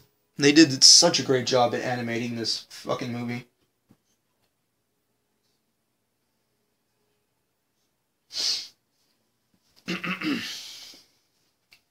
Of course, well, we come to the end of this movie. It's about to end very soon. Personally, I love this movie. Battle of Gods is pretty badass.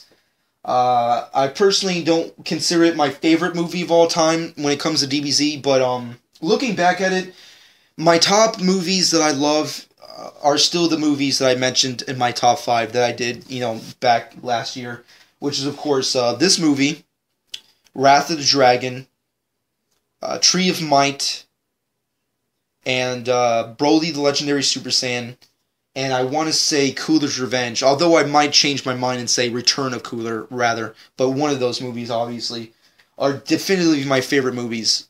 They're so well done. The story, animation, characterization, villains, comedy, everything about it's just awesome, and this movie is definitely up there. It's so good, so well done.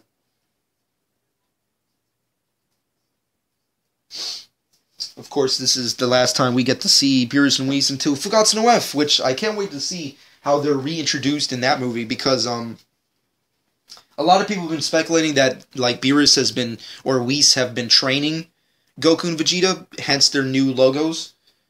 And maybe they are. I mean, implied by this one conversation that he's having with Whis right now, it kind of makes sense that, okay, well, he states that Goku and Vegeta could be a legitimate threat at some point, but for now, it's kind of whatever. So, you never know. But I still can't wait to see these characters when the movie comes up. Really awesome. So far, so good. Beerus and Whis, awesome.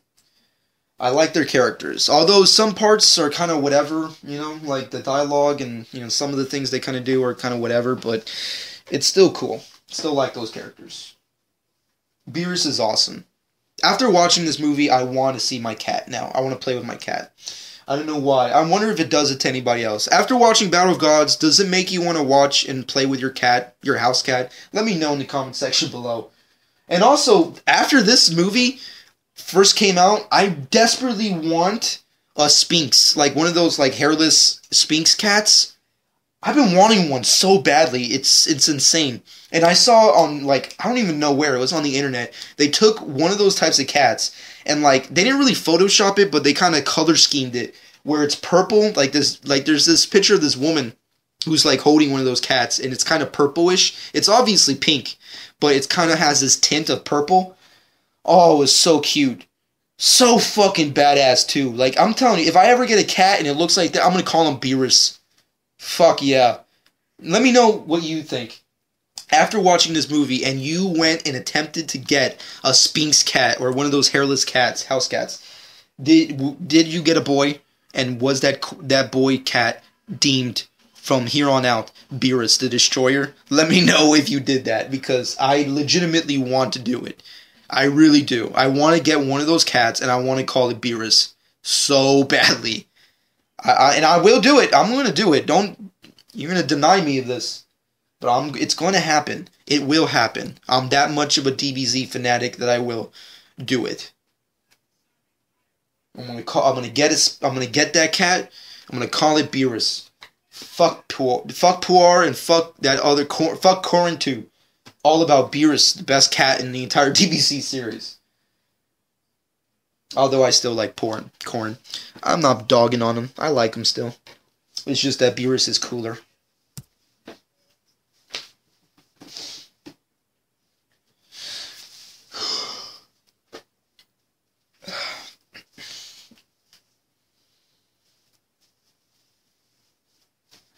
I think this is also part of the extended scene where Beerus is eating sushi. I don't think this was a part of the theatrical version, if I'm not mistaken.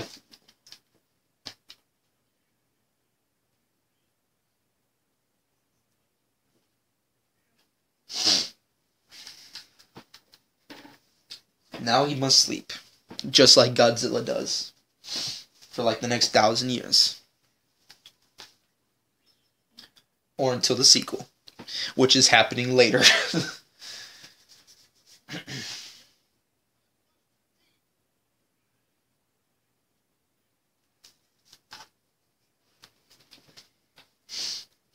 Alright, now we're back at the house. Back at the party. Back at Bulma's party, trying it again. Happy birthday, Bulma. Fucking nice. I got a specific comment about someone stating that I say fuck too much. Let me know if you feel the same way. Do I say fuck too much? I don't really care, but I'm gonna keep doing it nonetheless. Right there, see? Like, Mai and Trunks are on a tree kissing or whatever. We're not kissing, but they're hanging out. Like, are they dating now? Are they a legitimate thing? Let me know. What do you personally think? Goku, Vegeta, and Piccolo hanging out?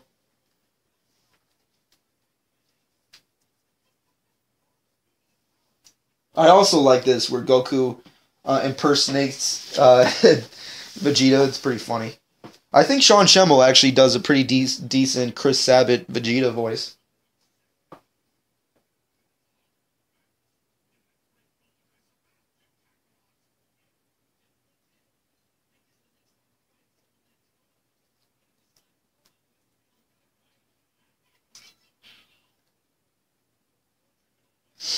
That's another real odd thing. Like, Goku is all powerful. How is it possible that Bulma slaps are able to make any kind of effect on Goku's body or face rather? It's a weird thing. I guess that they did that specifically just for comedic effect, you know, like, how do we end this movie? Oh, let's do it with a classic Bulma slapping Goku around like they used to when they were kids. Okay, sure. Don't get me wrong, I like it. I think it's a funny ending to the movie. But I just find it kind of weird. It's like, how are you so affected by these slaps?